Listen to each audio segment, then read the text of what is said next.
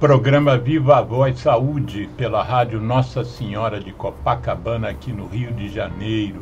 Hoje, 15 de fevereiro de 2025, nós vamos ter a grata satisfação e honra para o programa, para mim e para o Geraldo Rodrigues, nosso operador, de conversar, de bater um papo, não chamo nem de entrevista, né, de bater um papo com um médico que eu admiro muito por tudo que já fez pela medicina e felizmente vai continuar fazendo, mas sobretudo por eu depositar nele assim um crédito de ser um pensador na minha área, um pensador sanitário.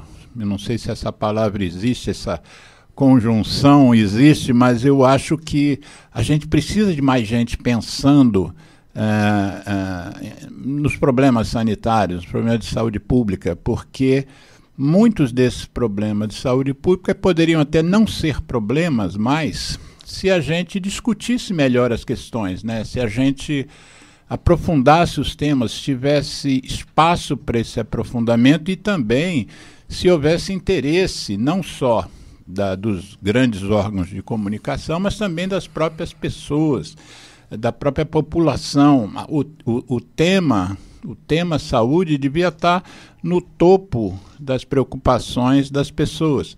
E para isso, eu convidei o nosso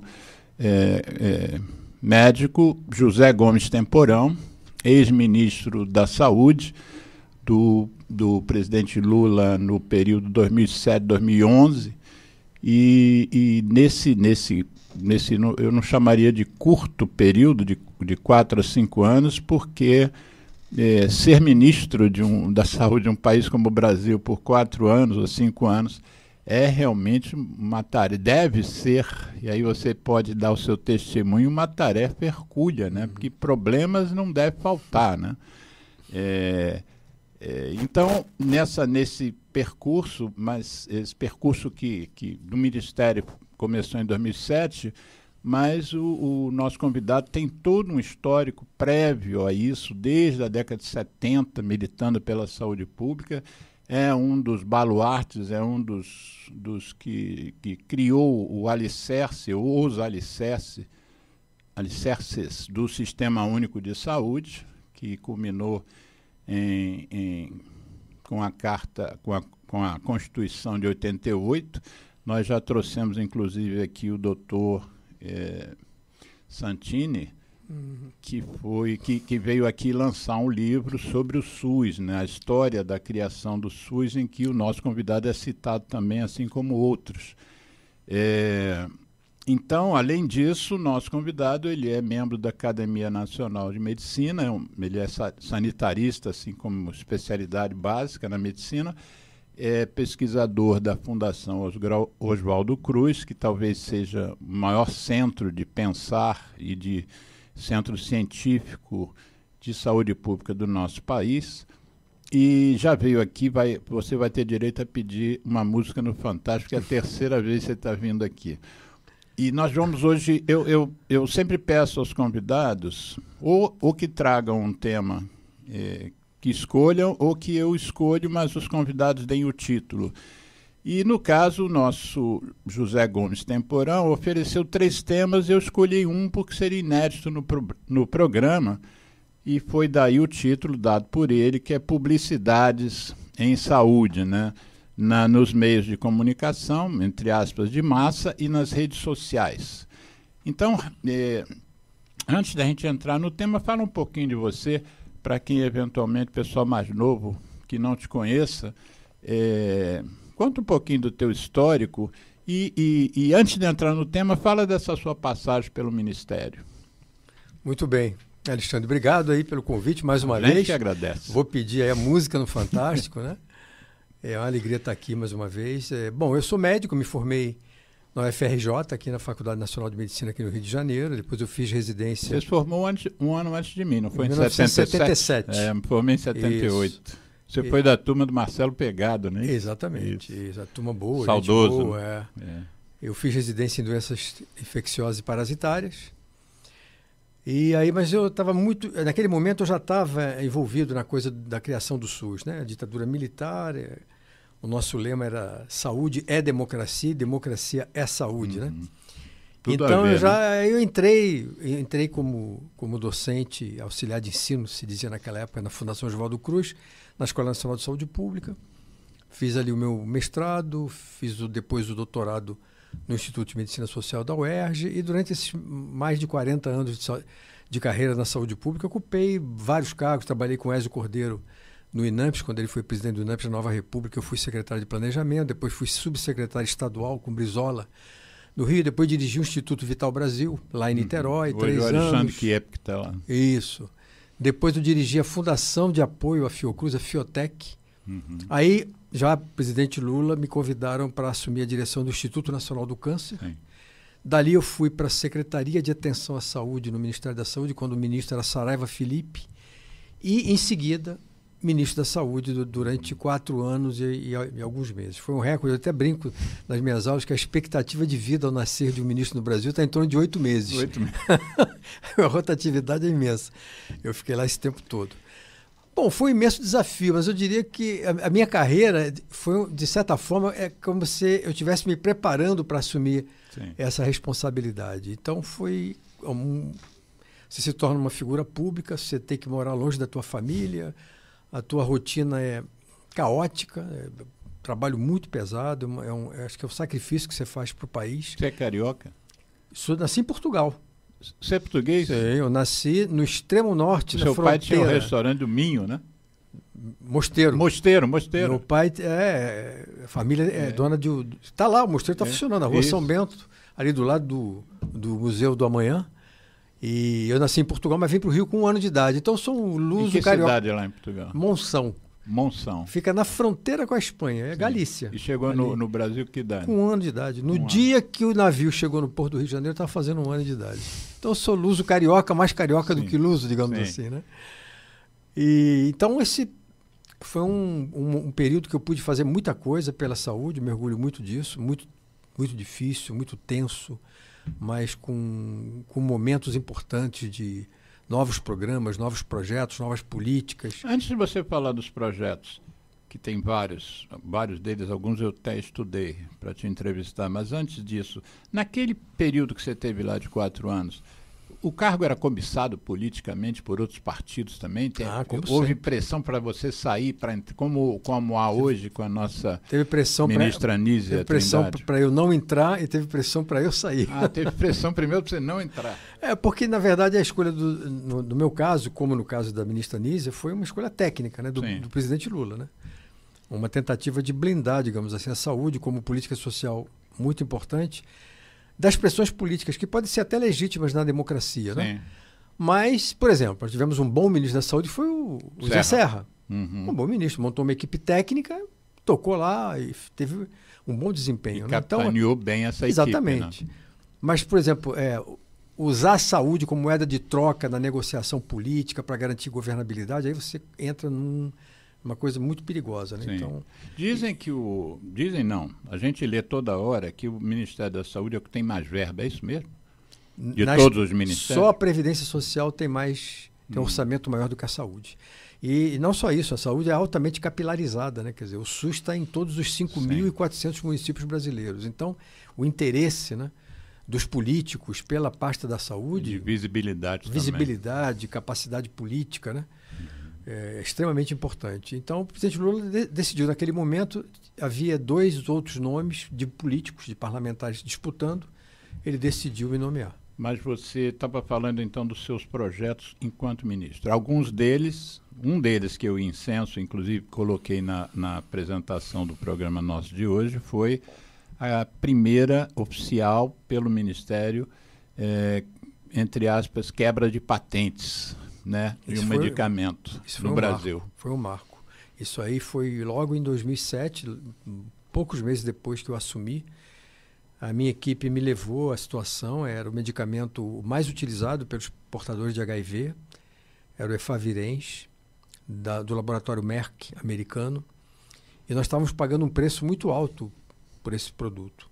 Então, isso ameaçava a continuidade e, mais do que isso, ameaçava a possibilidade de expansão para mais pessoas, né? Sim. E aí nós abrimos uma negociação com o laboratório, né? Enfim, e aí nós perguntamos, eu me lembro claramente, por que vocês vendem esse mesmo produto no leste asiático por 1/3 do preço que o Brasil paga? Qual foi a resposta? A resposta foi o diretor botou numa reunião no meu gabinete, abriu o mapa mundi e os países e regiões estavam com cores diferentes. Uhum. Aí, não, aqui no Sudeste Asiático é amarelo, mas aqui no Brasil é verde. Traduzindo, eles definiam o preço de acordo com a capacidade e o tamanho econômico dos países. Não, o Brasil tem condições de pagar esse preço. Eu falei, não tem condições de pagar esse preço. Aí o que eu fiz? Eu fiz exatamente o que o Serra fez várias vezes, só que o Serra não chegou até o fim. E assinei uma portaria declarando de interesse para fins do licenciamento compulsório, quebra de patente, medicamento e tal. Pela lei, acordo TRIPS, o laboratório tem 30 dias para se manifestar e chegar a um acordo. Era o que o Serra fazia. Uhum. Botava a faca no pescoço do laboratório, o laboratório dava um descontão, beleza, vida que segue. Só que o laboratório achou que eu estava blefando. Ele vai fazer que nem o Serra. E ofereceu um desconto que não atendia. Tipo, estava nos cobrando 12, baixou para 8, eu queria 4. Né? Claro que a nossa grande preocupação os pacientes não podem ficar sem um medicamento. Sim, pode então, ter interrupção. Enquanto eu estava nesse processo, eu já acertei com a Unicef a importação do genérico indiano e a Fiocruz já começou a fazer por engenharia reversa para chegar ao princípio ativo, em parceria com 3 farmoquímicas de capital nacional. Passou 30 dias, eu fui ao presidente Lula, mostrei o quadro e ele, com aquele jeitão dele que você conhece, então, querida, é para fazer? Eu falei, presidente, é para fazer. E ele assinou o licenciamento compulsório, primeira e única vez que o Brasil fez. Nós economizamos 200 milhões de dólares na época, né? A Fiocruz, um ano depois da quebra da patente, já estava produzindo genérico brasileiro, então foi um caso assim de sucesso. Abrindo um parênteses, mas aproveitando que você foi diretor do Instituto Nacional do Câncer, do INCA, ou seja, lidou bastante com as drogas oncológicas, elas estão hoje num custo absurdo. E eu já, inclusive, entrevistei aqui oncologistas que alguns saíram do INCA porque, sabendo que na medicina privada os convênios são obrigados a pagar, né, o preço daquela medicação, então eles se sentem mais confortáveis em tratar pessoas na medicina privada, porque tem o mais atual, e pediram demissão do INCA. Eu sou de um tempo que a gente nunca pedia demissão do serviço público. Sou de uma geração que entrou na década de 80, no início. Minha carteira assinada no Ministério foi em 81, né? Então, 44 anos atrás. Mas hoje as pessoas pedem demissão mesmo, com uma certa naturalidade, mas alguns justificando a diferença, o gap que existe entre a terapêutica privada e a pública em relação ao câncer. Existe algumas ideias de também se quebrar patente de medicamento oncológico para baratear o custo? Ou o momento mudou? É muito mais complexo, porque tecnologicamente falando, esses produtos são bioprodutos, são biofármacos, são moléculas muito mais complexas. O efavirenz era uma molécula química, muito mais simples. Então, por engenharia reversa, porque qual é a questão? Para você quebrar a patente, você tem que ter a garantia do acesso ao genérico. Para ter genérico, tem que ter laboratórios concorrentes capazes de chegar ao princípio ativo. Tá. E no caso das biomoléculas, isso é muito mais complicado, muito mais difícil. Né?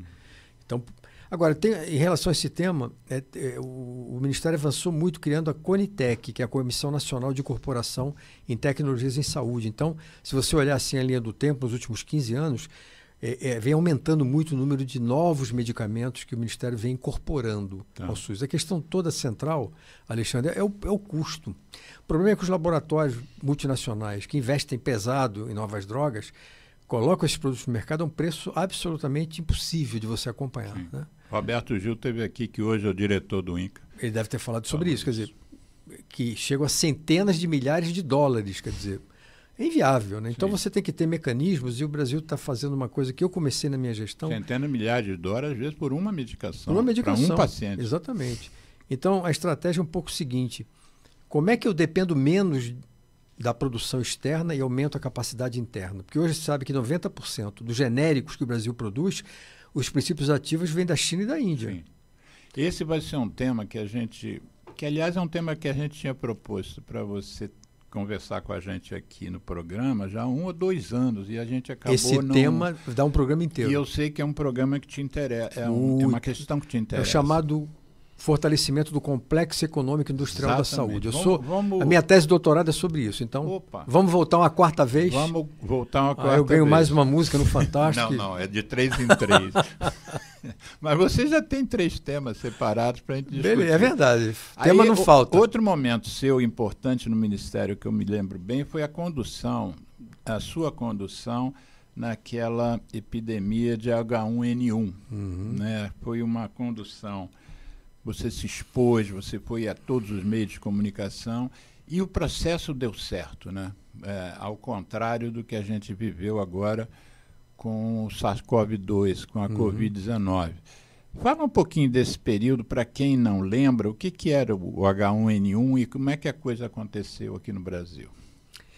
Então, o H1N1 vírus da família influenza, dos vírus da família influenza, que sofreu uma mutação e saltou de espécie, né? Um outro vírus, mas o fenômeno foi parecido com o SARS-CoV-2. Né? No México, né?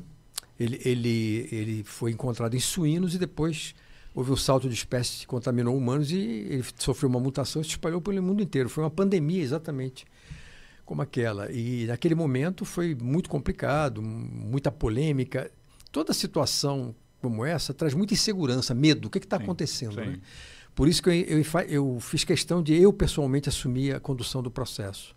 Acho que é uma responsabilidade que o ministro não pode delegar. Então, você tem que assumir e enfrentar. Né? E o grande...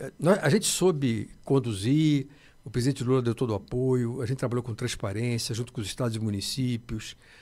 Mas o nosso gol de placa, digamos assim, foi a campanha de vacinação que nós fizemos no início de 2010, que nós vacinamos em 5 meses 90 milhões de pessoas. Nenhum país no mundo fez o que o Brasil fez. E aí a gente protegeu a população brasileira desse vírus. Só para vocês terem uma ideia, esse vírus H1N1, hoje ele está dentro da vacina da gripe que a gente toma todo ano. É um dos componentes que está ali dentro. Né? Então, essa nossa campanha de vacinação foi um sucesso estrondoso. Eu me lembro que eu fui em maio de 2010 na Assembleia Mundial da Saúde de Genebra e os ministros da saúde dos outros países me perguntavam como é que vocês conseguem? A gente não consegue vacinar ninguém. A adesão é baixíssima e vocês protegeram metade da população brasileira. Então, faz de conta que o representante lá europeu está aqui perguntando de novo. Como é que vocês conseguiram? A gente fez uma campanha de comunicação e de educação muito forte. Né? A gente chamou artistas, chamou atletas, chamou comunicadores. Eu fui no Jô Soares, no programa do Jô, mais de uma vez. Então a população confiou no governo naquele momento. Não, isso é importante para a proteção da nossa saúde coletiva, da minha, do meu filho, da minha mulher, do meu vizinho e de todos, entendeu? Eu vou passar também. E vamos tomar a vacina e a adesão foi fantástica, né? Mais recentemente, a gente assistiu o inverso disso, né? O negacionismo, né? Não tome vacina, vai virar jacaré, não sei o quê. Isso causou um dano dramático. Causou e continua causando. Continua causando. A gente está vivendo ainda esse processo. Mas lá atrás, o PNI, digamos assim, estava no auge. Sim. E a adesão da população foi o PNI, muito o Programa grande. Nacional de Imunizações. Zé Gotinha. O Zé Gotinha, que foi exilado durante o governo Bolsonaro, ele foi agora resgatado. E em 2010, naquela campanha, o Zé Gotinha bombou, como se diz. Né? Foi um gol de placa. E eu já ouvi comentários a respeito que hoje a gente... Naquela época não existia o TikTok, Instagram, essas coisas, né? Não existia redes sociais. Mas nós vamos falar sobre isso. Mas, enfim, só para não perder o gancho, tem pessoas sugerindo que a gente se adeque, em termos de comunicação, a essa mudança, né? De vídeos curtos e e massificar, mas muito vídeo, muita informação em vídeo bem curto, concentrado. Bem concentrado e tal. Que outros projetos importantes, antes da gente entrar no nosso tema, você ressaltaria? Efavirenz, a quebra da patente e o controle do H1N1. E nos seus 4 anos e pouco de mandato como ministro, mandato não, mas como ministério. Teve muita coisa importante, teve a criação dos núcleos de apoio à saúde da família, né? que eram exatamente os núcleos onde você tinha fisioterapia, psicologia, nutricionista, uma série de clínicos, pediatras, subespecialidades apoiando as equipes de saúde da família. Nós tivemos novas incorporações de novas vacinas, a vacina do rotavírus, a vacina do meningococo AC também foi nessa época. Tivemos políticas de saúde do homem, foi o primeiro país na América Latina que implementou. Aprovamos também e lançamos a política de saúde da população negra. Eu fui o primeiro ministro que recebi no meu gabinete, até uma coisa engraçada, o sindicato de prostitutas e o movimento de travestis. Né? Eu recebi em audiência para discutir o quê? Uma política de saúde voltada para esse grupo. Né? E eu me lembro que no final da audiência com o grupo que representava os travestis, nós tiramos uma foto, eu no meio, todo mundo tirou uma foto, e o Anselmo Góes publicou essa foto dizendo assim: o ministro está de gravata ao centro. Foi muito interessante. Enfim, a questão do aborto com o problema de saúde pública, eu liderei, teve uma grande polêmica, foi para a imprensa, o Papa veio visitar o Brasil, me criticaram, minha mãe hipercatólica, foi uma confusão. Você foi criticado até pela mãe. Exatamente, mas e foi um marco, porque e continua sendo um problema de saúde pública. Você pode olhar o tema de vários... Colossal, né? Do ponto de vista ético, do ponto de vista religioso, ok, sem problema, cada um, né? Mas é um problema de saúde pública, né? Eu criei a Secretaria Nacional de Saúde Indígena, nós tiramos da FUNASA, que é um órgão corrupto, completamente inadequado para isso, e criamos uma Secretaria Nacional de Saúde Indígena. Fundação Nacional da Saúde, né? FUNASA. Exatamente. Eu me lembro que eu fiz uma reunião com todas as lideranças, o Raoni, com todo mundo, criamos essa secretaria. Foi um divisor de águas nesse processo. Enfim, Você deu atenção rapidamente aqui com o que você acaba de dizer. A população negra,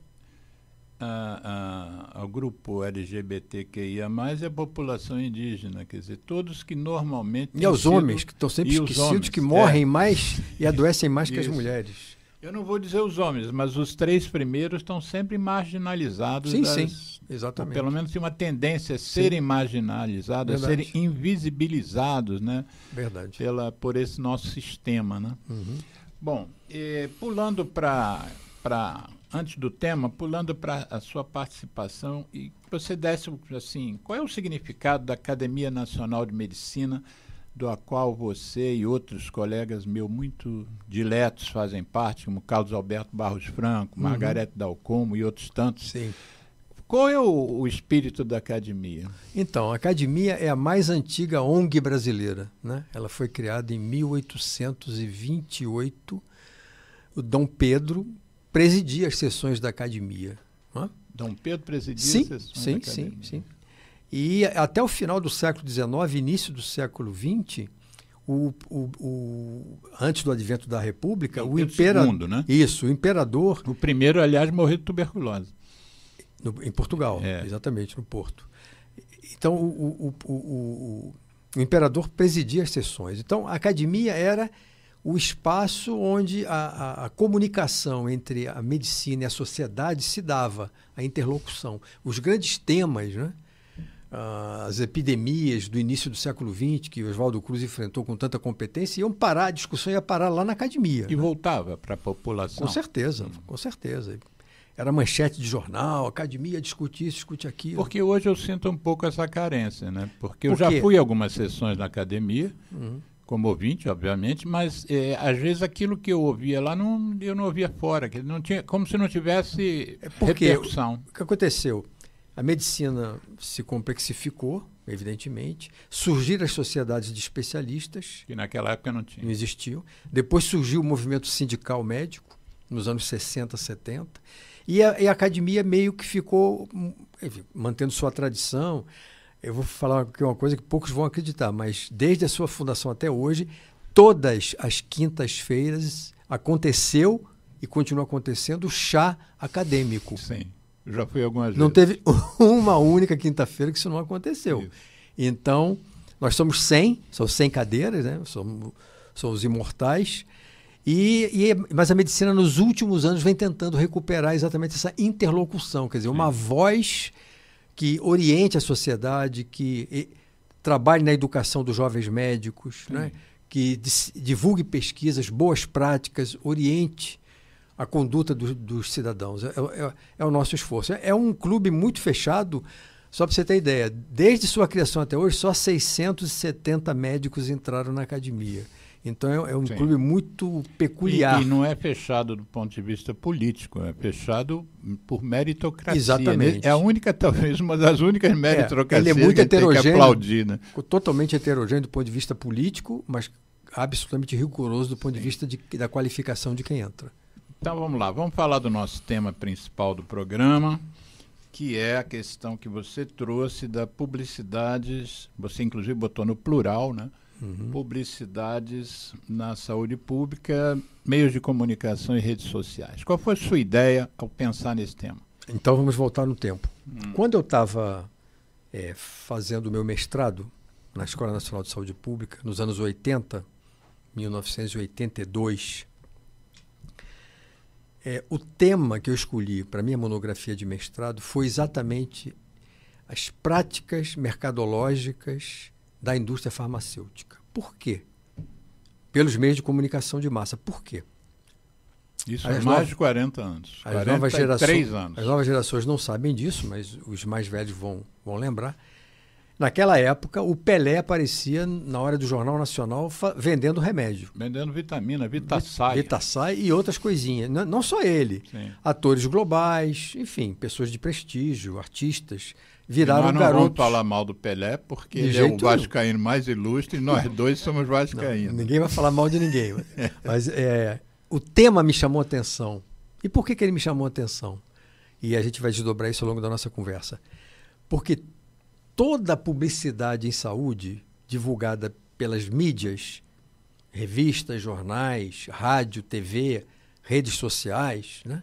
Ela tem 3 dimensões. Ela tem uma dimensão econômica, eu vou explicar.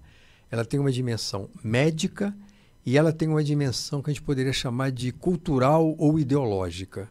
Então, o que me moveu para estudar o tema foi isso. E eu publiquei, então, depois, sob a forma de um livro, pela editora Paz e Terra, o livro chamado A Propaganda de Medicamentos e o Mito da Saúde. A primeira edição foi quando, mais ou menos? Em 1986. Repete o título. A Propaganda de Medicamentos e o Mito da Saúde. Uhum. E interessante é que o primeiro capítulo, esse primeiro capítulo eu passei a maior parte do meu tempo na Biblioteca Nacional pesquisando, foi sobre a história. Como é que a publicidade de medicamentos veio se desenvolvendo ao longo do tempo? Vamos voltar para o século XIX. Quando você pegava os jornais da época, do século XIX, a maior parte das propagandas impressas eram de remédios. Sim. Era remédio para tosse, tuberculose prevalente na época, era remédio para a doença das senhoras, como eles chamavam, eram vitaminas, fortificantes, remédio para anemia e vai por aí afora. Interessante, Alexandre, notar o seguinte, o veículo, sendo um veículo impresso, claro, quem podia ter acesso naquela época, quem sabia ler, claro. Mas como o veículo era impresso, a propaganda ela era descritiva, eram propagandas grandes que, lembra aquela famosa, eu era assim, fiquei assim? Sim. Era muito comum, né? Parecia um cara todo depauperado, tomou fortificante, ficou fortão e tal. Mas ela era descritiva, ela falava, fulano de tal idade, morador de tal lugar. Bom, com a chegada do rádio, o que acontece? Uma explosão, aumentou muito a capilaridade, né? Sim. Porque os analfabetos, ou que não sabiam interpretar o que estavam lendo, estavam escutando, então foi uma explosão. Mas o novo meio exigiu o quê? Síntese, que tempo é dinheiro no rádio. Uhum. Então vem a época de ouro do laboratório Sidney Rossi e outros, né? Vendendo aspirina, vendendo Pílula do Dr. Rossi. Exatamente. Colírio, Bora Brasil, né? Já está na história da propaganda brasileira, né? Então isso tem uma explosão e claro que isso cria um mercado gigantesco, né? E depois vem a TV. A TV aí associa ao som a imagem, com uma gigantesca potência e capilaridade né, nacional. E aí, com artistas e atletas de prestígio, imagina o mercado disso. Então, esse meu estudo foi o primeiro estudo que analisou essa questão do ponto de vista, com o olhar da saúde pública, né? E eu publiquei um artigo no Caderno de Saúde Pública, uma das revistas de maior prestígio do país e da América Latina, sobre isso, sobre mercado, inclusive, privado, né? Bom, e publiquei, então, esse livro e o que acontece de lá para cá? Né? Você mantém, de uma certa forma, na TV, sazonalmente, publicidades, antigripais, é o que aparece mais, mas muito forte, medicamentos para terceira idade, né? Assim, uma coisa meio... Você está meio devagar, está meio broxa, como é que você está toma esse multivitamínico aqui que você resolve tudo, né? Então, ao longo dessas décadas, o rádio se mantém como um espaço importante e a TV mantém, não aquele auge do Pelé e de outros, mas mantém um certo padrão. Agora, o que acontece mais recentemente, né? Nos últimos anos, então? Com a questão das redes sociais, você tem uma explosão disso. E o que é grave do ponto de vista... Depois eu vou voltar àquelas dimensões, tá? Econômica, médica e cultural ou ideológica. O que acontece hoje, e eu acompanho isso com muita curiosidade, eu tenho meu perfil lá no Instagram, enfim. Temporal Saúde. E eu tenho feito várias denúncias ao Instagram. Quando eu vejo uma coisa completamente descabida, porque você tem médicos de verdade, médicos com boas orientações, você tem médicos com péssimas orientações, você tem profissionais de saúde, você tem influências prescrevendo remédio, você tem perfis falsos, como aconteceu com o Drauzio Varela. Sim. Apareceu um perfil do Drauzio vendendo um remédio, não era ele, usaram o perfil dele, né? Crime, né? E olha que curioso e grave, quando eu denuncio ao Instagram 3, 4, 5, 6 vezes, a resposta vem: nós analisamos a sua denúncia e ela não foi acatada porque a matéria cumpre com as nossas políticas e não sei o quê. Ou seja, o negócio deles é ganhar dinheiro. Eles estão... Mesmo que um médico, com a sua competência, diga que aquilo ali é mentira. Eles mantêm, porque o objetivo deles não é informar bem a população nem a sociedade, é ganhar dinheiro. O que eu estou querendo dizer com isso? Você hoje tem... Então, tem gente vendendo poções milagrosas, vendendo multivitamínicos, vendendo dietas. É um mundo. Então, você tem dieta, você tem fitoterapia, que não tem efeito, você tem suplementos alimentares e vitamínicos, e você tem até coisas mais graves, né? Procedimentos estéticos, e vai por aí afora. Qual é a minha preocupação? Boa parte dessas pessoas que a gente vê que houve um acidente, às vezes com uma deformação estética da pessoa, às vezes morte, aquelas pessoas tinham 1 milhão de seguidores, né, nas redes. Exatamente. Os que realizaram o procedimento. Então, agora eu pergunto, qual é o grau de regulação desse espaço do ponto de vista da defesa da saúde das pessoas? Nenhum. Se eu olhar para o meu Conselho Federal de Medicina, não vejo nenhuma iniciativa em relação a punir os médicos que divulgam notícias falsas ou falsos procedimentos ou procedimentos sem evidências científicas. O Conselho agora está punindo quem denunciou isso. Exatamente. Se você olha para a Anvisa, e eu coloquei isso na reunião do governo de transição em 2022, eu estava lá, era um dos coordenadores do governo de transição, nós chamamos a diretoria da Anvisa, eu fiz essa pergunta: vocês estão se preparando para esse novo mundo? Para regular esse novo mundo? Nada, zero. Né? Do ponto de vista do Ministério Público, também não vejo nenhuma iniciativa mais robusta, né? Porque isso tem temas que o Ministério Público pode intervir, ameaça a saúde pública. Né? Então, esse é um tema que exige norma, regulamentação e, eventualmente, uma revisão da legislação. Né? Por isso a importância da legislação de regulação das mídias sociais, que é extremamente importante. E aí a gente podia falar um pouquinho sobre essas 3 dimensões, porque elas é que dão sustentação a essa minha preocupação. Deixa eu não deixar, já que eu mencionei, minha saudação a Lígia Bahia, nossa colega. Com certeza, a Lígia está sendo processada pelo Conselho Federal de Medicina por ter dito a verdade. Isso. Né? O Conselho Federal de Medicina, durante a pandemia, foi negacionista, omisso, né? E a Lígia fez críticas duras, sim, mas numa democracia, críticas cabíveis. Talvez, né? necessárias. E está sendo processada por isso. Então, nós todos da saúde pública estamos nos sentindo processados. Sim. E solidários à professora Lígia. Sim. Vamos fazer o seguinte, Geraldo, vamos fazer um intervalo, uma música da nossa ONG, do Centro de Apoio ao Tabagista, quer dizer, a música não é nossa, mas faz parte do rol das músicas que falam mal do cigarro. Depois a gente volta com esses 3 níveis que você mencionou. Vamos lá, Geraldo? Não sei qual que é. ZY1 201, Associação Comunitária Nossa Senhora de Copacabana, 98,7 FM, a onda que chega ao seu coração. Rua Hilário de Gouveia, número 36, 9º andar, Copacabana, Rio de Janeiro.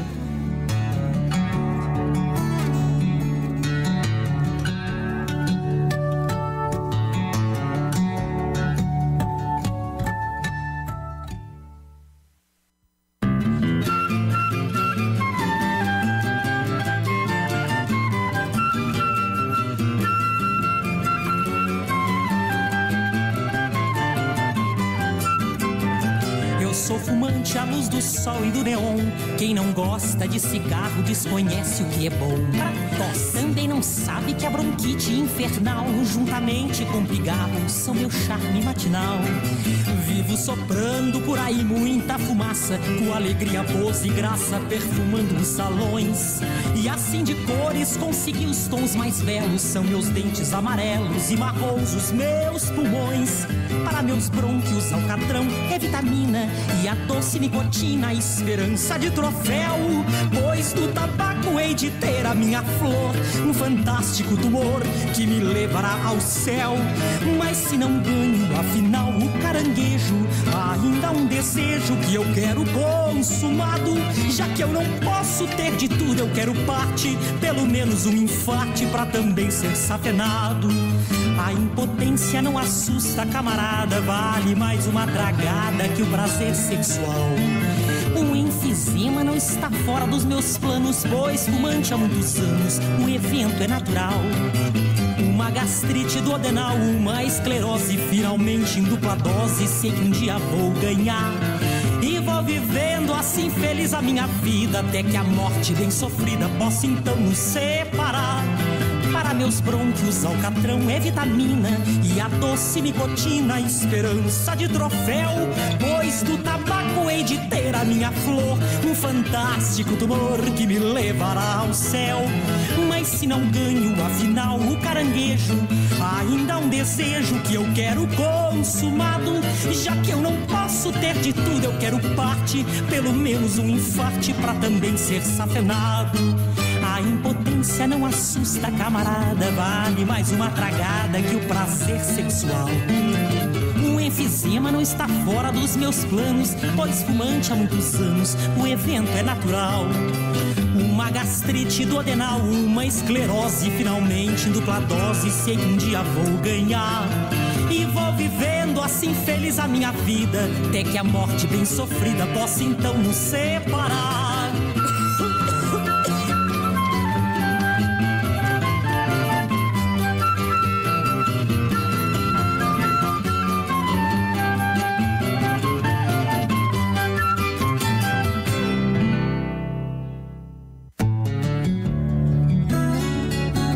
ZY1 201, Associação Comunitária Nossa Senhora de Copacabana, 98,7 FM, a onda que chega ao seu coração. Rua Hilário de Gouveia, número 36, 9º andar, Copacabana, Rio de Janeiro. Estamos reiniciando o programa Viva a Voz Saúde, Rádio Nossa Senhora de Copacabana, hoje 15 de fevereiro, com um convidado especialíssimo, o ex-ministro da Saúde, José Gomes Temporão. Eu, a partir de agora, da segunda parte do programa, só vou lhe chamar de ministro, porque eu fiz um curso e aprendi que a etiqueta, quando você está se comunicando com alguém, você usa o cargo mais elevado que o indivíduo teve. Então, por exemplo, se o sujeito foi presidente da República, você entrevista ele dali a 20 anos, você pode chamá-lo de presidente. Você não está cometendo nenhuma heresia, porque eu estou falando sério, eu aprendi isso mesmo. Está correto. Mas é claro que a gente tem que ter cuidado para não achar que a gente está querendo substituir o ministro, né? Porque, no caso, a ministra, porque eu, particularmente, em vários momentos aqui no programa, eu já defendi não só a ministra Nízia Trindade, que é uma pessoa que eu respeito, e respeito desde a época da Fundação Oswaldo Cruz, mas também porque eu defendo o Ministério, a questão, qual é o objetivo do nosso Ministério, né? Nosso Ministério não pode ter um paraquedista. Não pode, né? Não pode, né? Um paraquedista, um paraquedista, se for da área da saúde, se for um sujeito com mestrado, doutorado na área da saúde, paraquedista super bem-vindo. Mas paraquedista que não conhece o SUS, por exemplo, no momento do pior problema de saúde pública que o planeta viveu nos últimos 100 anos, não pode ter paraquedista. Mas nós estávamos, então, conversando sobre a questão da comunicação do outro lado, né, da mídia, ganhando dinheiro com isso. Por exemplo, eu vi matérias na Folha de São Paulo de página inteira, inclusive já trouxemos um ex-jornalista da Folha aqui, já veio aqui 3 vezes, igual a você, Mário César Carvalho, um jornalista também que eu respeito muito, escreveu inclusive um livro chamado O Cigarro, pela Publifolha. Mas então, a Folha de São Paulo já fez matérias de página inteira exaltando os cigarros eletrônicos, e que eu sou assinante da Folha, você às vezes não reconhecia que aquilo ali era um boletim publicitário, você achava que era uma matéria da Folha. Né? Então, quer dizer, as mídias, assim como influências nas redes sociais, ganham dinheiro com aquilo que estão fazendo. Aquilo não é uma coisa, né, aleatória. Mas retoma as tuas reflexões, que é uma oportunidade única, e eu não vou tomar a tua palavra, não. Vamos lá. Então, e por que esse tema é tão importante, né? Do ponto de vista do impacto na saúde pública, né? Então, eu vejo 3 dimensões principais, né? Tá. A primeira é econômica. A quantidade de dinheiro gasto inutilmente, né, com coisas que não têm um menor impacto positivo na vida das pessoas, vai a cifra de bilhões de dólares ano em todo o mundo. Então, as pessoas estão tomando multivitamínicos, né? Estão tomando, na verdade, a maior parte das vezes, placebo, né? Gastando dinheiro que às vezes não tem para comprar comida, para comprar né? ou para alguma coisa essencial para a sua vida. De vez em quando eu assisto, não tenho o hábito, mas boto num canal desses populares na televisão, à tarde, de manhã, nos intervalos é propaganda de remédio. Sim. Inclusive falsas propagandas. Sim. Por exemplo, propagandas oferecendo fitoterápico para curar o diabetes, que a gente sabe que não é verdade. As pessoas compram. Por quê? Você sabe que, no caso do medicamento, ao contrário de qualquer outro produto, se eu vou no mercado, eu preciso de uma geladeira. Eu vou na loja, tamanho, capacidade, cor, modelo, compro. Remédio. Remédio tem um intermediador entre a produção e o consumo, que é o médico. Então, pelo menos deveria ter. Deveria ser. Em tese, se eu estou com algum problema de saúde, eu acho que tem alguma coisa, ou anualmente vou fazer um exame preventivo, eu vou no médico. Se o médico achar que eu tenho que tomar alguma coisa, ele me prescreve. Então, essa dimensão econômica, ela é... Se você me perguntar, tem algum estudo mais ou menos recente que calcule isso? Não. Isso não é tema de interesse da economia da saúde, mas deveria ser. Porque deve ser muito alta a quantidade de dinheiro que as pessoas gastam inutilmente tomando coisas que não estão trazendo nenhum benefício. Segunda dimensão, médica. Por quê? Todo e qualquer produto que você ingere, ou através de prescrição médica ou de automedicação, potencialmente pode causar danos à saúde, inclusive graves. Sim. Por exemplo, medicamento para febre e dor, como é que chama? Tilenol. Paracetamol. O paracetamol é um hepatotóxico. Sim. Eu te pergunto... Pode gerar uma hepatite aguda. Nós sabemos o número de casos de doença hepática causada por Tilenol no Brasil? Tilenol ou outro qualquer paracetamol. Ou outro qualquer paracetamol. Deixa eu te lembrar, eu me lembrei de uma coisa aqui que ninguém me contou. Eu assisti, eu estava trabalhando nessa época no Hospital do Andaraí, na verdade como estagiário, eu não estava formado ainda, mas o Hospital do Andaraí já era um centro para tratamento de queimados. E um dia eu peguei o elevador no térreo, o elevador parou de primeiro entrar, entrou uma maca com um homem todo cheio de bolhas na pele, uma coisa clássica de queimado, né? De grande queimado, na verdade, que era disseminado. E aí eu subi, o elevador subiu, ele saiu no andar e eu conversei com um colega que estava acompanhando o paciente. Ele disse, queimou aonde? Aí ele falou, não é queimadura não, foi um comprimido de dipirona que ele tomou. Ele fez uma reação anafilática brutal, sim. Como se fosse um grande queimado. E não é incomum.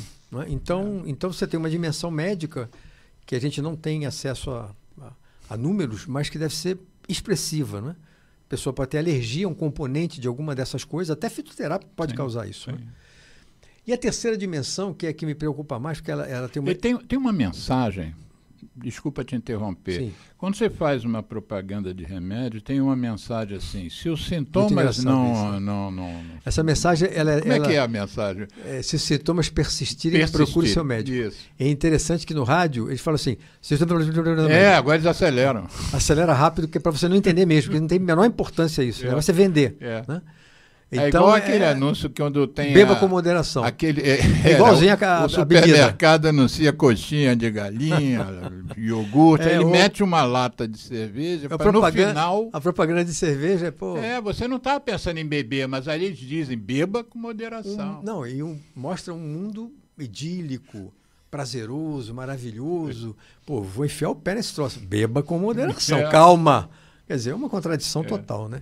Mas aquele menino que não estava pensando em beber, aquela mensagem é para ele beber. Exatamente. Hoje, a propaganda de cerveja já foi pior, porque agora tem uma restrição de horário, né? Mas ela é um muito não, hein? Ela é um fator de indução de bebida para crianças e adolescentes. Sim. É um absurdo. Mas a restrição de horário maior é bebida... Para os destilados. Os destilados. Exatamente. Né? Tá. Exatamente. Mas, por exemplo, a Champions League é patrocinada pela Heineken. Todos os campeonatos de futebol são a própria patrocinados seleção brasileira foi patrocinada por cervejaria. Né? E você sabe que isso é tema para um outro programa. Sim. Não sou eu especialista, você pode chamar. A droga que mais mata no Brasil é álcool. Sim. Disparado. O pessoal fica, meu Deus do céu, maconha, cocaína. É ridículo perto do álcool. O álcool mata milhares de brasileiros todos os anos, por dependência. É gravíssimo. Eu vou discordar, vou me permitir ter essa ousadia de discordar de você um pouco, porque não se pode tirar o tabaco da história, né? Não. Claro, com certeza. É que mais mata mesmo. 9 milhões de pessoas por ano. Sim, com certeza. Tabaco, não. A gente concorda totalmente. Tá. Agora, comparando o álcool, o que me incomoda maconha, é que os parlamentares, por exemplo, principalmente os mais conservadores, ligados às igrejas, ficam demonizando as chamadas drogas ilegais. Isso. E o álcool é o que mais mata. Do ponto de vista das drogas ilegais, o tabaco. Sim. Não, o tabaco é uma droga legal, legalizada, mas o álcool é um dos que mata mais. Então, isso é extremamente grave. Mas esse é o tema para outro programa, tá? Você disse que ia passar para outra dimensão. A outra dimensão é a mais complicada.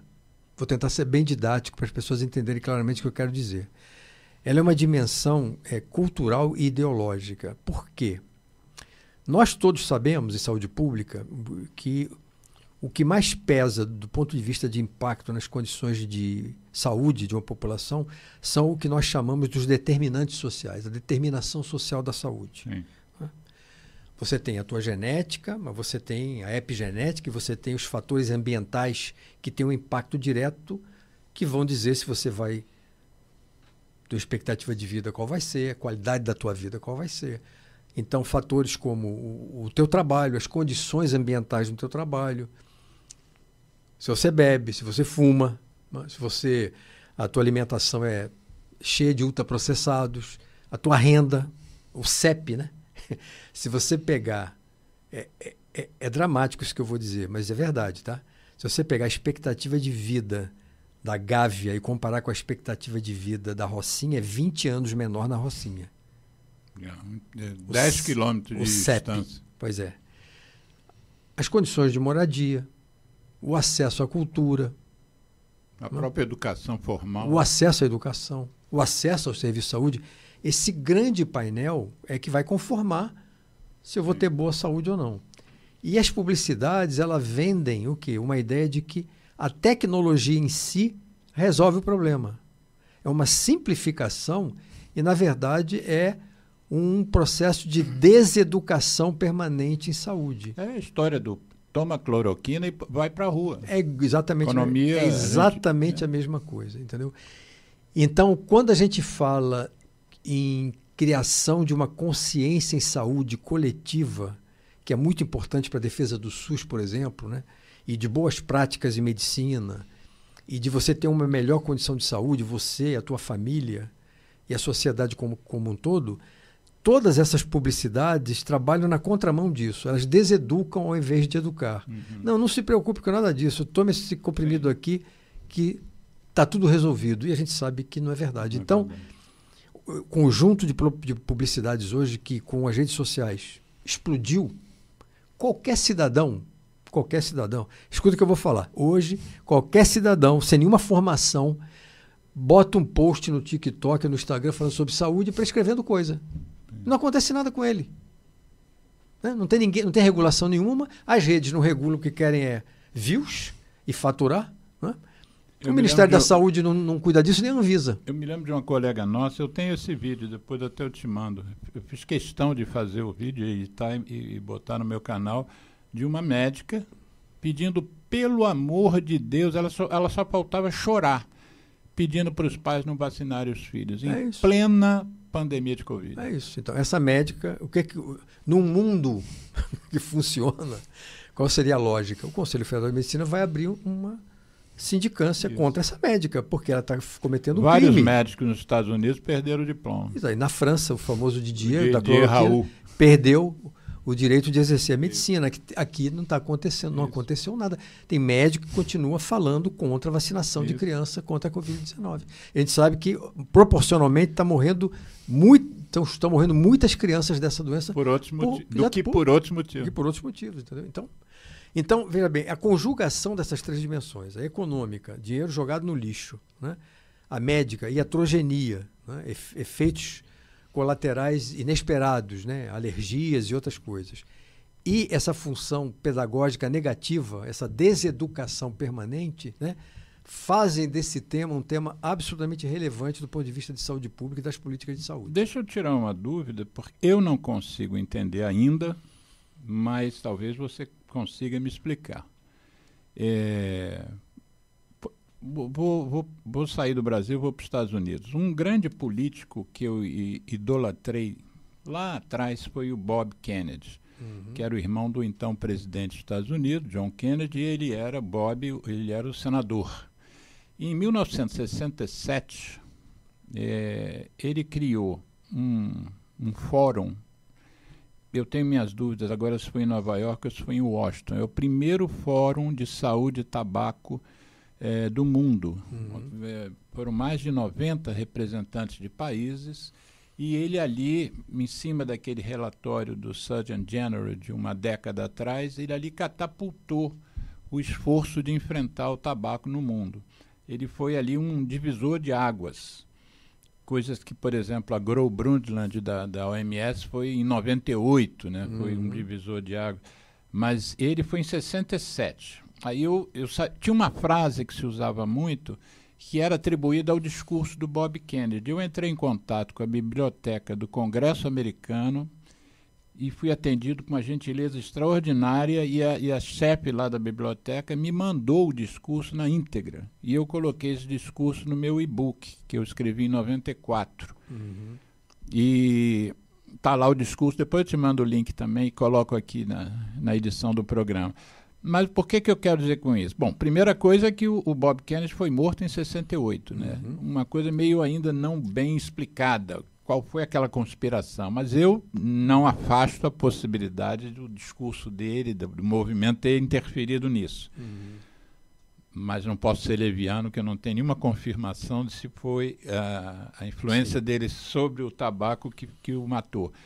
Mas aí agora o presidente Trump, ao assumir, coloca, Bob Kennedy, Partido Democrata, como irmão, coloca o filho do Bob Kennedy Jr., para ser o manda-chuva da saúde nos Estados Unidos.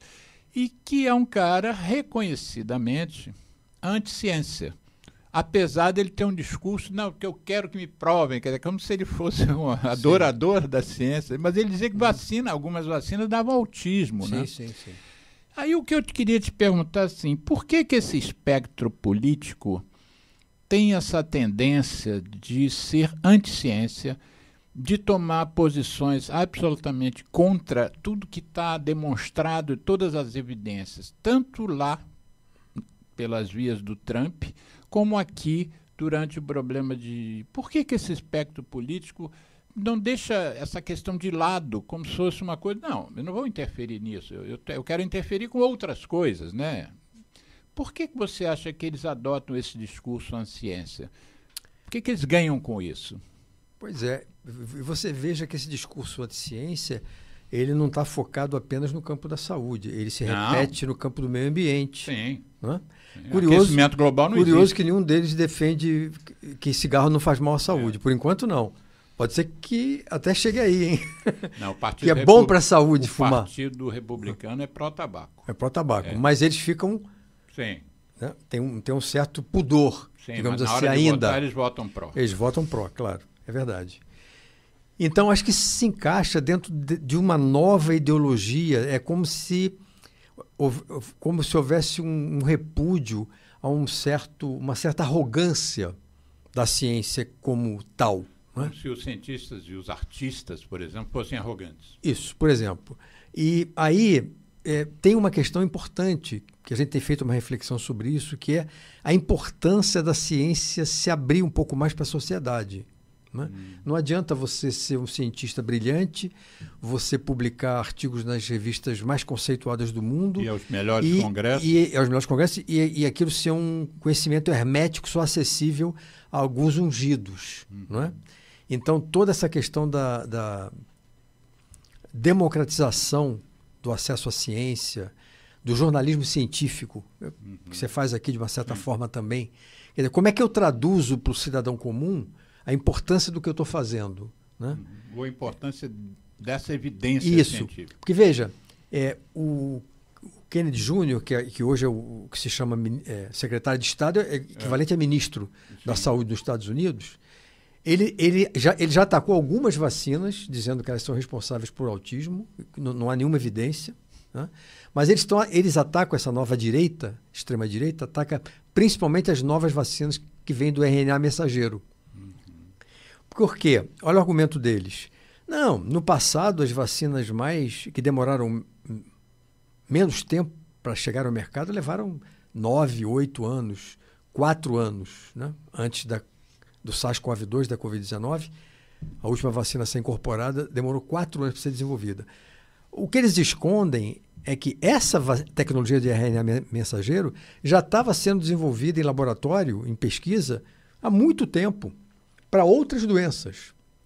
Na verdade, o que aconteceu é que, com o surgimento da pandemia, esses 2 pesquisadores americanos radicados na Alemanha tiveram um insight.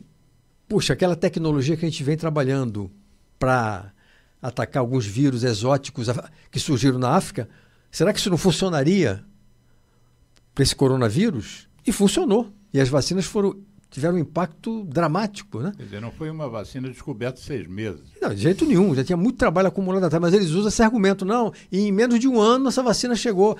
Isso aí não faz bem. Bom, então isso é mais uma... Eu acho que é uma questão que é mais profunda e que é uma tentativa de desconstrução da ordem do que nós entendemos pelas democracias liberais pós-Segunda Guerra. Né? Tem um filósofo polonês, eu não estou lembrando o nome dele agora, é até impronunciável, tem tantas consoantes, mas ele diz mais ou menos o seguinte, que o mais aterrorizante no momento que a gente vive é que a democracia pode estar sendo destruída por dentro do processo democrático.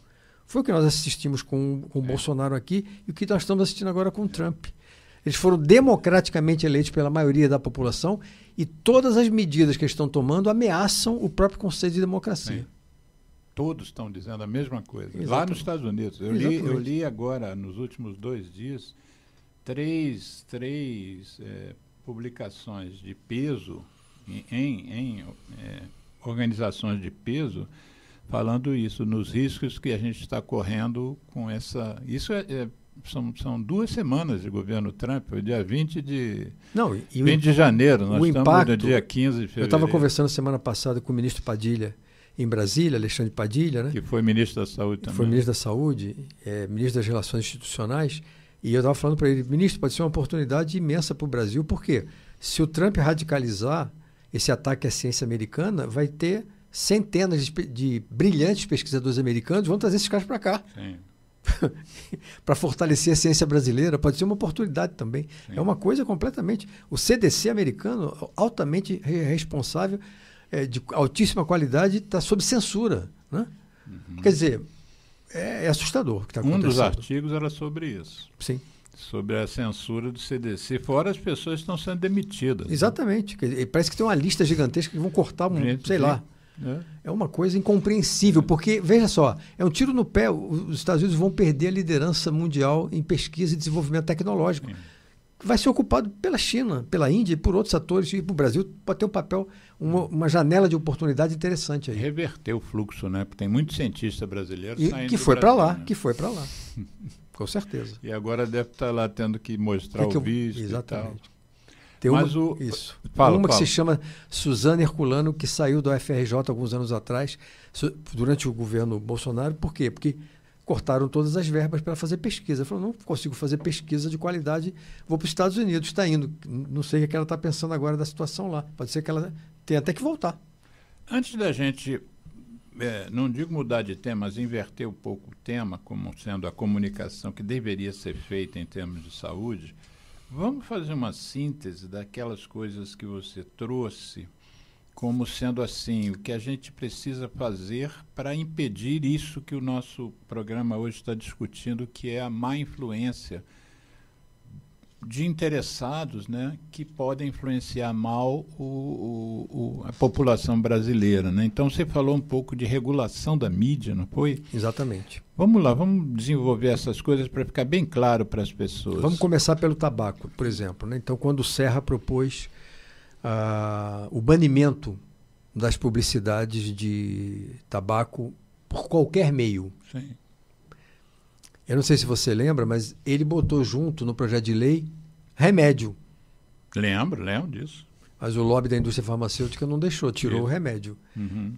E a gente conseguiu banir a publicidade. Então, hoje não tem nenhum tipo de publicidade. Nós sabemos que tem publicidade indireta. A indústria está sempre tentando fugir das amarras da legislação. Deixa eu lembrar uma coisa. Lembrar que talvez você não saiba. Você lembra da Comissão Arinos, que elaborou um anteprojeto de Constituição? Sim.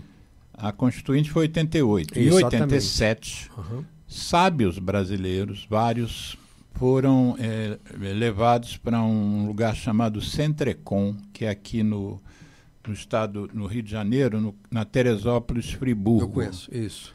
E ali era um ambiente, durante, se não me engano, levou uns 15 dias esse encontro, e eles ficaram hospedados dentro desse. E a gente tinha que ter médico, né? Então eu fui um dos médicos que ficou lá de plantão. Uhum. E durante esse evento, eu e mais 3 colegas, nós 4 éramos do Hospital de Curicica, e a diretora à época era a Margarete Dalcomo. E a Margarete, ela foi, eu acho que isso foi indicado, essa necessidade, pelo Cândido Mendes, que era um dos que participavam da Comissão Arinos. Tá. E eu tive a sorte de participar, porque a gente revezava, né? Eu não sei se eu ficava lá 48 horas, e aí era substituído. Eu tive a sorte de estar presente. Eu não tinha voz, eu não podia dar pitaco, mas eu podia assistir às discussões. Houve uma discussão sobre a proibição de propaganda de remédio, álcool e tabaco nos meios de comunicação. E aí eu não só estava no dia que isso foi proposto, como eu estava no dia que isso foi votado. E foi votado por unanimidade. Você tinha que proibir o tabaco, o álcool e os remédios. O álcool e o tabaco são substâncias que geram dependência química e psíquica. Então você não poderia, essa era a argumentação, você não pode anunciar alguma coisa que o sujeito que você não sabe quem é, se ele tiver um determinante lá genético para aderir à nicotina ou ao álcool, ele vai virar dependência, fruto de uma propaganda. E os remédios, a Comissão Arinos votou como não podendo ter propaganda, porque as pessoas com a propaganda podiam se automedicar. Isso. Então, as pessoas não são competentes o suficiente para interpretar aquele anúncio, não tem informação, são da área da saúde, como é que vai interpretar que o ora pro nobis é bom para não sei o quê? E aí, tudo bem, o que aconteceu? Durante, aquilo foi levado como contribuição para a Constituição. Na Constituição, eu já estava antenado, eu já sabia que isso ia ser colocado, ia ser proposto, eu fiquei acompanhando. Deram um jeito, alguns políticos, de dizer o seguinte: é muito justo isso, mas isso não cabe na Constituição. Tem que ser isso lei. Tem que ser emenda, depois a gente vê isso. Legislação ordinária. Isso. E aí não aprovaram. E o que aconteceu depois? Só o cigarro ganhou. É isso aí. E o resto ficou de fora. O álcool ganhou uma leizinha michuruca de tem que botar beba com moderação no final. E o remédio nada, não houve nada. Quer dizer, que eu saiba, não existe nenhuma legislação complementar que toque naquilo que a Comissão Arinos, em 87, determinou. Sim. Então, acho que a primeira coisa que devia ser feita, Alexandre, seria você ter alguém. Isso pode ser feito em parceria com universidades, com centros de pesquisa. Alguém que monitore e faça um diagnóstico do que está acontecendo. Sim. Primeira coisa. Né? O pessoal novo que quer fazer mestrado, ou quer fazer mestrado logo, podia pegar essa bandeira. Eu especulo que é um mundo gigantesco, que a gente não tem nem ideia do que acontece aí. Né? Segundo, o que é responsabilidade dos conselhos de fiscalização do exercício profissional, seja ele farmacêutico, enfermeiro, médico, psicólogo, tem que ser rigorosos. Nutricionista. Isso seria suficiente. Um médico falou uma coisa que vai contra o que a ciência estabelece, abre um procedimento, censura, pune. Isso. Né? Houve, né? Primeiro, exatamente. O que é isso? De onde você tirou isso? E no restante, claro, no restante você tem que ter uma legislação nova, é um novo mundo. Não tinha, a gente só tinha rádio e TV e mídia impressa. Agora tem... Quantos anos, lembrando das nutricionistas que se bateram muito, quantos anos a gente ouviu falar que o Danoninho valia como um bifinho? Crime, um crime incrível. Não aconteceu nada. Décadas esse rolou. Décadas. Aliás, só um parênteses aqui, eu queria falar, meu amigo Carlos Monteiro, professor da USP, que criou o termo ultraprocessado, figurou entre os 50 mais influentes cientistas do mundo agora na revista americana. Quer dizer, eu vi isso Brasil, na tua página. Isso, o Brasil aí na vanguarda, viu? Fala um pouquinho dele, Carlos Monteiro. Ele é um médico, especialista em nutrição, mas sanitarista. Ele vê essa questão da nutrição do ponto de vista de saúde pública. Ele já tem 40 anos de formado, no mínimo, com certeza. É meu contemporâneo. Nós, né? Ele é meu contemporâneo. Eu tenho 47. Da reforma sanitária brasileira, que ele é um sanitarista que militou ali na ditadura militar também e que construiu a carreira dele toda em cima dessa questão do padrão de consumo alimentar. E ele se especializou e ele cunhou esse termo ultraprocessado com definição, tem muitos artigos, virou uma referência mundial e internacional. É um orgulho para a saúde brasileira. Não, você sabe que às vezes a gente fala de rede social e tal, muitas vezes depreciando. Eu, por exemplo, eu tinha um preconceito grande com Instagram e TikTok. Eu achava que era para botar dancinha. Eu não tinha mais idade para dançar na frente da câmera. Mas aí a gente aprende muito, porque se você se interessar num tema, por exemplo, foi ontem que eu estava vendo o seu Instagram e vi lá o Carlos Monteiro, que eu não conhecia. Pois é. E eu já fiz vários programas sobre ultraprocessado, estou envolvido no movimento e tal, mas não tinha essa... Foi fruto de uma postagem interessante. Quer dizer, infelizmente, não são só postagens interessantes que a gente vê lá, né? Infelizmente não. Mas então... E aí você tem que ter uma nova legislação. Eu acho que a Anvisa tinha que se debruçar sobre o tema. Então, uma coisa você falou é a fiscalização dos conselhos nós dos somos profissionais. Médicos, Conselho Federal de Medicina, mas isso serve para nutrição, Você estava falando sobre regulação da mídia, né? Das redes sociais. Das redes sociais. Que está no Congresso geral. Nacional parado. Uhum. Porque está no Supremo. Tá. O que o Supremo vai decidir? A discussão é, quando alguém vai numa rede social e comete um crime, de qualquer forma, um crime contra a saúde pública, contra o Estado Democrático de Direito, contra qualquer coisa, né? A responsabilidade também deve ser compartilhada com a empresa que permitiu que isso seja veiculado, sim ou não? A gente acha que sim. Porque no momento que a empresa for responsabilizada, vai mudar tudo. Sim. Porque ela vai ser processada e vai ter que pagar monetariamente, politicamente, institucionalmente por isso, né? O Supremo está votando essa questão. E está parado no Congresso Nacional. O relator é o deputado do PCdoB, lá de São Paulo, que foi ministro no segundo governo Lula. Estou lembrando o nome dele aqui, daqui a pouco eu me lembro. Ele é o relator. Está parado por quê? Porque a direita é contra. A direita diz que isso é democrático. Xingar tua mãe, falar besteira, cometer crime, mentir. A democracia seria isso, entendeu? Então, a aprovação dessa lei, que se não for aprovado, o Supremo vai obrigar o Congresso a aprovar, como, né, mais uma vez. Né? Aí vão dizer que o Supremo está interferindo. Exatamente. Isso vai obrigar a que as redes impeçam que esse tipo de veiculação. E muitas das coisas que eu estou denunciando aqui, que atentam contra a saúde pública, vão sair do Senado. Então, isso aí é fundamental. Mas, além disso, eu diria que é necessário uma nova legislação que cuide das publicidades em saúde. Tá? Nós já temos a grande vitória, que foi a questão do tabaco, mas nós temos a questão do álcool pendente, temos a questão dos medicamentos e de outros procedimentos. Não, deixa eu voltar um pouquinho atrás, porque a regulação do tabaco, ela, por exemplo, ela regulou, não pode ter anúncio de TV, cigarro, nem de TV, rádio, no rádio, no nem jornal, de revista, nem de jornal. Tem na internet.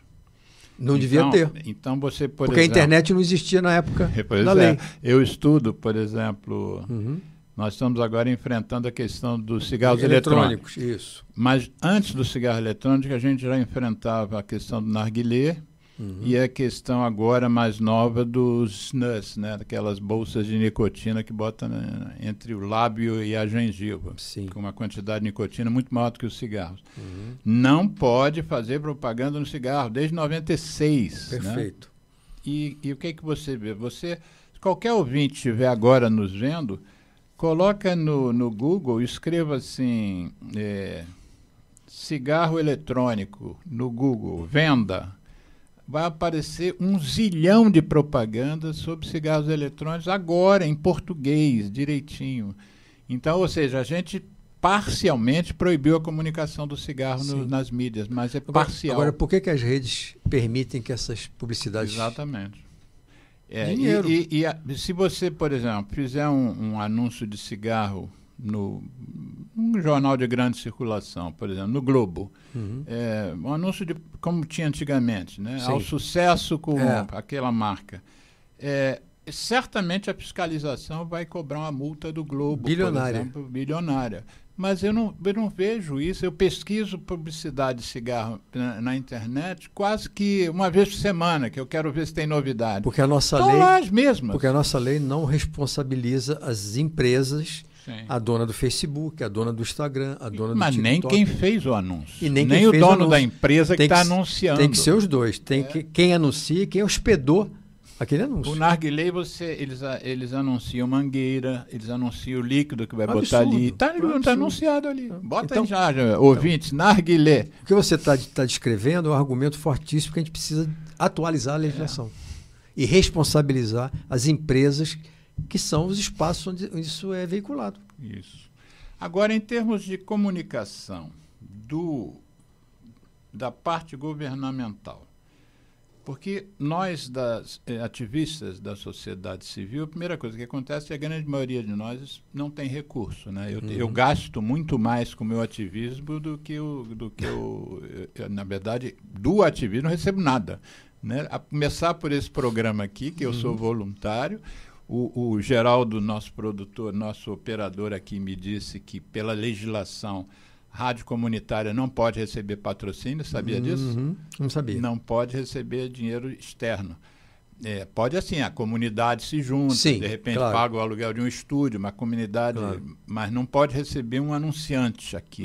Então a gente, quando fala marca aqui, os ouvintes podem ter certeza que não tem jabá aqui. Eu diria até infelizmente, né? Sob certos aspectos.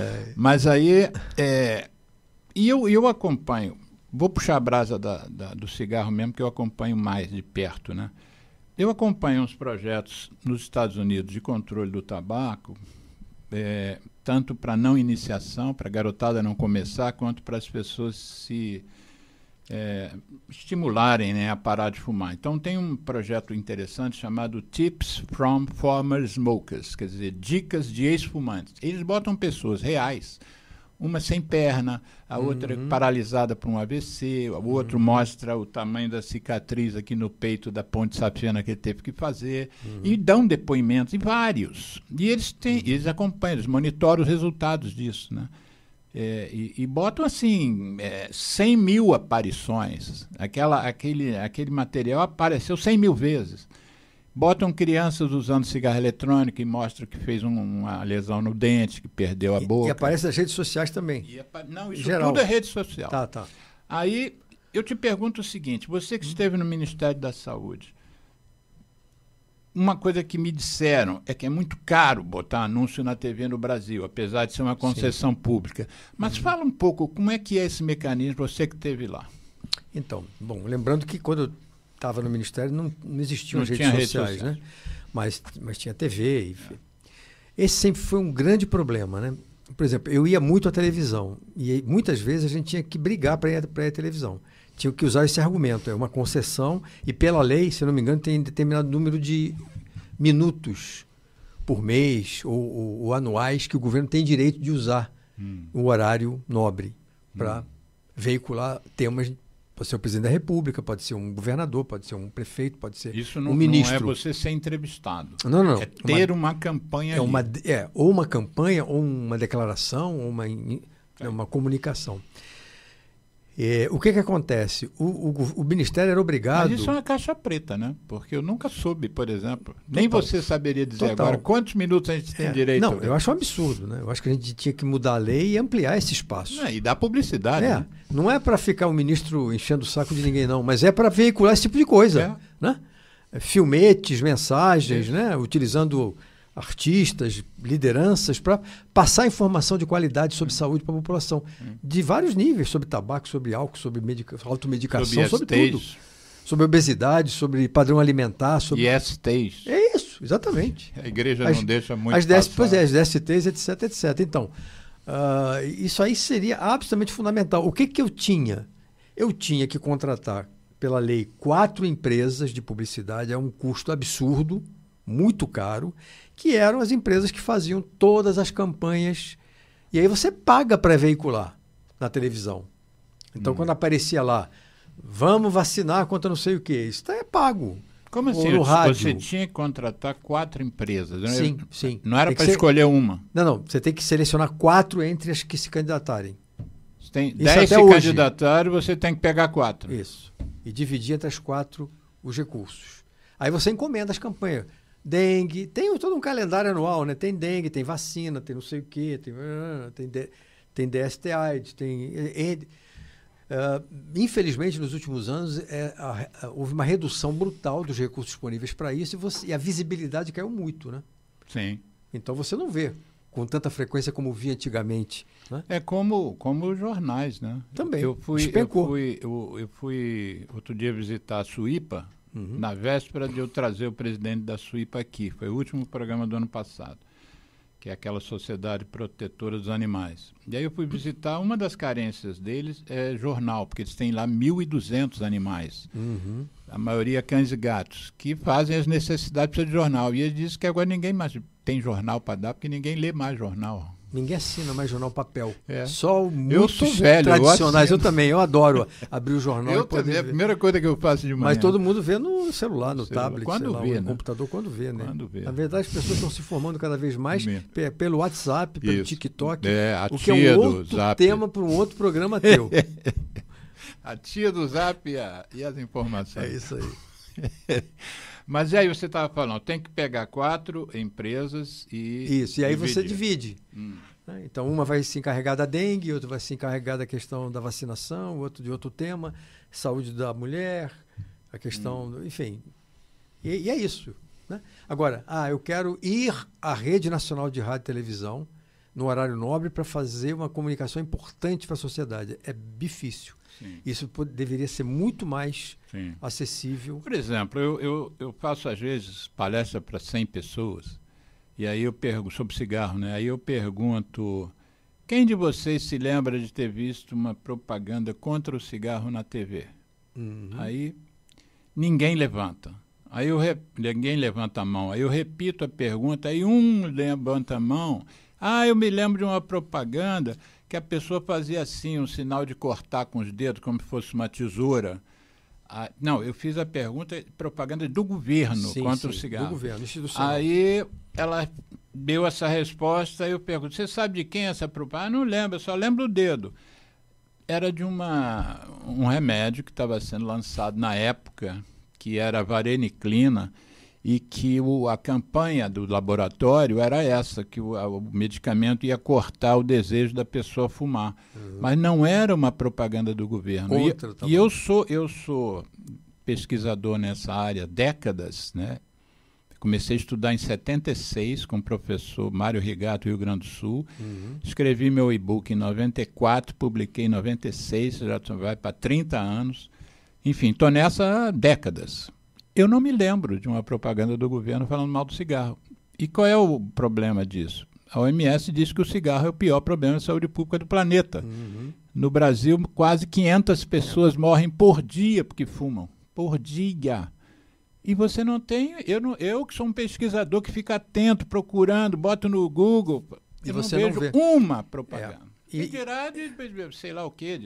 E havia uma percepção... Quer dizer... De um lado, o programa de combate ao tabagismo brasileiro é um dos programas de maior sucesso no mundo inteiro. Sim. Eu considero de maior sucesso, é maior do que na Turquia. A gente saiu de uma prevalência de mais de 30% para 10%. Sim. Mas ela continua em 10%. Sim. Tem estudos mostrando que na nova geração há um viés um pouquinho. E agora a coisa do cigarro eletrônico que entrou, que é a nova estratégia da indústria. Sim. Né? Então eu concordo totalmente contigo. Quer dizer, eu acho que não. Mas como é que rola isso? Você já devia achar isso na época, mas, presidente, eu preciso de mais dinheiro. Aí é outro programa. As pessoas entendem o poder da comunicação, como nós dois aparentemente eu acho que entendemos. Entendemos de comunicação, mas entendemos da importância. Não, o presidente da República, com certeza, total. Ele é presidente Lula. Sim, ele sempre foi um grande comunicador, né? Sim. O cidadão comum percebe isso e ele, eu diria mais, o cidadão comum precisa disso e quer ser bem informado e bem orientado. Só que hoje ele está à mercê de piratas, de... Como é que a gente chama? De farsantes, de falsos terapeutas, né?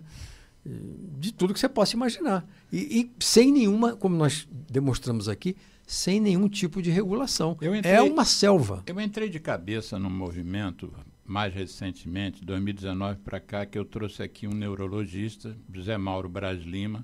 Depois disso, em 24, ano passado, trouxe uma psicóloga e uma pediatra, Dina Frutuoso e Andréa Fernandes, sobre um tema chamado SAF, Síndrome Alcoólica Fetal. Uhum. É uma síndrome que ocorre, como você sabe, em fetos que as mães fumam durante a gestação. Uhum. É uma doença incurável. Se a criança nascer com a SAF, ela vai morrer com a SAF, com consequências variadas. Mas ela é uma doença 100% prevenível, ou seja, se a gestante não consumir álcool durante a gestação, esse feto jamais vai ter SAF. Perfeito. Há poucas doenças com as quais a gente lida que você tomar uma atitude de prevenção, porque, por exemplo, eu não vou fumar, então eu não vou ter câncer de pulmão? Não, tem entre 5% e 10% das pessoas que não fumam, nunca fumaram, nem foram fumantes passivos, desenvolvem o câncer de pulmão. A SAF não desenvolve. E a gente não tem uma campanha que esclareça. Uma mãe, uma gestante, ou a família inteira, ela, o marido, que também pode ajudar a esposa, não bebendo, por exemplo, na frente dela, se ela era uma companhia de copo, você não tem uma mensagem que alcance milhões de mulheres que estão grávidas hoje e que bebiam até uma semana antes de estarem grávidas. Então, se você não tiver orientação, vai continuar bebendo. Eu vou diminuir. E por que não tem? Por que não tem? Porque o governo tem que pagar para veicular. Tem que pagar para produzir, é menos problemático. Mas o que é caro é veicular. As redes de televisão cobram aquele espaço como se fosse propaganda de cigarro. A lei deveria definir um X horas ano para o governo veicular temas de interesse preventivo de promoção da saúde de graça. Concorda? Claro. Mas não temos isso. Mas eu penso assim também. Existe um recurso adicional que, por exemplo, tudo que eu faço, eu não tenho, por exemplo, a penetração de um Drauzio Varela. Eu não tenho o reconhecimento público de um Drauzio Varela. Então, cada visita aqui aos nossos programas aqui no nosso canal é fruto de um esforço imenso e que não obtém o alcance, né? O Drauzio Varela, se ele fizer um programa, porque as pessoas soltam pum, à noite tem 1 milhão de pessoas que curtiram, elogiaram e tal. Né? Eu não estou nesse rol de comunicadores, mas eu digo assim, o recurso público, a internet é pública de uma certa forma, né? Verdade, é uma Talvez concessão. a gente pudesse usar, o Ministério, nós estamos centrando na saúde, né? Pudesse usar mais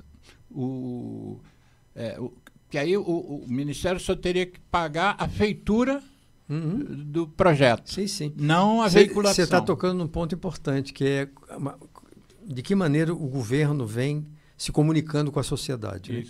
Então, se eu olhar assim, do ponto de vista do como é que o Ministério da Saúde se comunica, 90% do que eu vejo é eu fiz isso, eu fiz aquilo, eu acabei de lançar tal coisa. E você está tocando um outro ponto. Isso é claramente insuficiente. Isso é importante? Claro. Eu tenho que saber o que o governo está fazendo. Mas, por exemplo, o Ministério poderia colocar filmetes, cursos sobre temas relevantes de saúde pública. Exemplo, esse é um, por exemplo. Tuberculose. Um dos problemas da tuberculose é o desenvolvimento de bactérias resistentes às drogas quando as pessoas, via de regra, abandonam o tratamento. Existe também a resistência primária, que você já pega a bactéria resistente aos remédios. Mas você não vê nem em panfletos. Eu só vejo assim, tosse há mais de 3 semanas, pode ser tuberculose. Mas você não vê nada dizendo assim, meu amigão, se tu largar o tratamento antes da hora, tá full. Pois é. Isso aí você pode fazer o quê? Em 10 segundos. 10 segundos. Bem feito, né? Vai ali no TikTok, pum, na veia. Mostra uma família lá do lado no cemitério. DST-AIDS, idem, entendeu? Uso de preservativo, enfim. Coisas pequenas. Prevenção da adolescência na gravidez.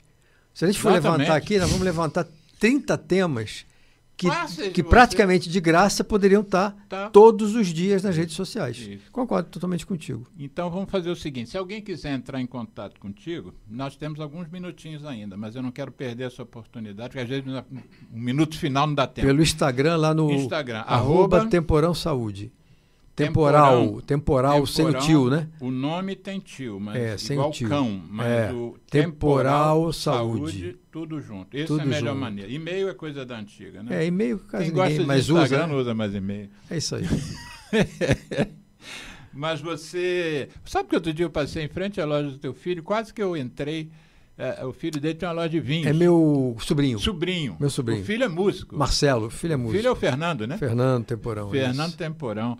E aí quase que eu falei, vou entrevistar teu tio lá. Mas aí ele podia achar que eu era maluco, né? Eu entrando com um cachorro imenso na loja do cara de vinho. É lá pertinho da minha casa, no Leblon. Isso aí. E o teu filho, o que ele está fazendo assim? Ele é músico profissional hoje? Ele é luthier, ele compra instrumentos antigos e guitarras. O que quer dizer luthier, que eu nunca tinha ouvido falar? Recupera instrumentos antigos. Luthier, o nome disso? Tanto quem faz instrumentos como quem repara. E ele revende esses instrumentos e ele está terminando agora a gravação de 2 discos novos. Quando gravar, terminando a gravação de 2 discos ao mesmo já tempo? Tá tudo, exatamente. É porque são 18 músicas, vai dar 2. Jura? É. Já está na reta final. Ele é compositor também? Sim, sim. As músicas dele ele já compôs com o Hermínio Belo de Carvalho. A Caraca. Mônica Salmazo já gravou Só música fera. dele. A Áurea Martins já gravou música dele. Qualquer dia O vamos Moisés trazer ele Marques aqui. já gravou. Será que ele viria aqui? Com o maior prazer. Porque a gente traz gente aqui dessa área eu acho legal também. fazer um programa sobre música com ele, trazer ele. Você conhece o Paulo César Feital? Pô, Fizemos um programa aqui meu amigo de adolescência na Tijuca. Não brinca. Te juro. Ele agora mora lá perto de mim, no Leblon também.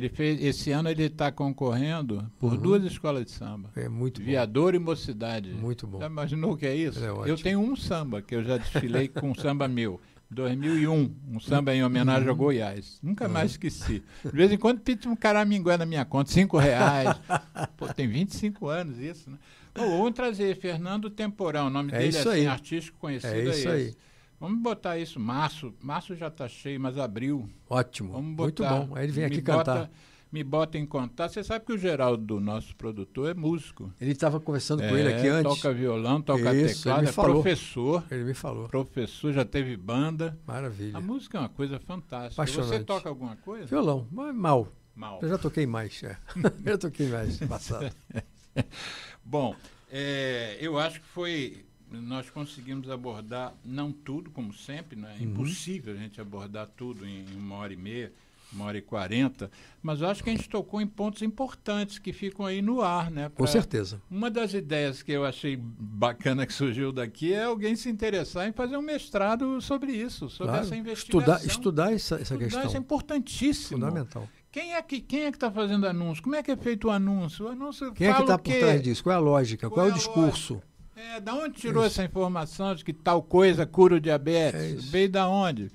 Porque se é uma informação mentirosa, o indivíduo tem que pagar por isso, é crime. Exatamente. Como você citou essa palavra aqui algumas vezes, alguns crimes estão sendo cometidos e não acontece nada. Não pode fazer propaganda de cigarro eletrônico no Brasil, o cara faz. E dane-se, porque não tem nenhuma consequência. Tira a página do ar, mas o que aconteceu com o cara que fez uma coisa que não deveria ter feito? Porque ele cria outra página. Hoje eu vi uma coisa lá que aconteceu lá perto de onde eu moro, na Gávea, de um rapaz que acabou sendo morto por um delegado. Estava fazendo um assalto. Aí foram ver, o rapaz tinha sido solto 1 mês antes. Ele foi pego fazendo um assalto, foi solto 1 mês antes.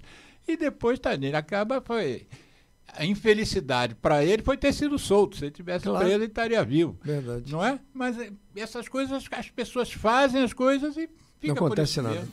Como eu vejo as pessoas vendendo cigarro eletrônico na rua, eu sou boêmio ali nos botecos do Leblon, são as mesmas pessoas há 2, 3 anos. Aquela bandeirinha e gritam, olha o vape, olha o vape, olha o vape. Temporão, foi um prazer imenso ter você aqui. Eu sei que a tua agenda é super complicada, a gente está tentando esse encontro aí, tem quase 6 meses, tempo. Né? Você sai muito do Rio hoje em dia, nos finais de semana. Viajo. Um prazer você ter se disposto a vir aqui. Eu que agradeço. Um grande abraço. Foi ótimo e vamos em frente. Não falta tema. Então, eu vou separar um tema para te escalar aí, te convidar mais para frente. O Fernando, teu filho, você já pode antecipar. Eu vou falar com ele. E eu vou... No geral, tem como ele tocar aqui um instrumento, a gente bota um microfone no violão, não é isso? Ih, vai ser ótimo. Então, ele pode lançar. Quando é que ele lança o disco? Nos próximos meses. A gente podia fazer o seguinte, programa de lançamento. Deixar para quando fosse lançar o disco. Fala com ele me avisa. Tá bom. Dá meu telefone, a gente se comunica, conversa, mas fica assim. Quando ele for lançar o disco, a gente traz ele aqui. Maravilha. Geraldo, muito obrigado. Geraldo. Por esse programa, mais uma vez. Sem ele não tinha programa. Isso aí. Aos ouvintes, divulguem, hein? Compartilhem o vídeo. Compartilhem o programa, falem do Temporão, elogiem ele. Não estou fazendo campanha para você ser ministro, porque eu adoro a Anísia e sei que essa não é a sua pretensão no momento, mas você está aí disponível. Isso aí. Um abraço.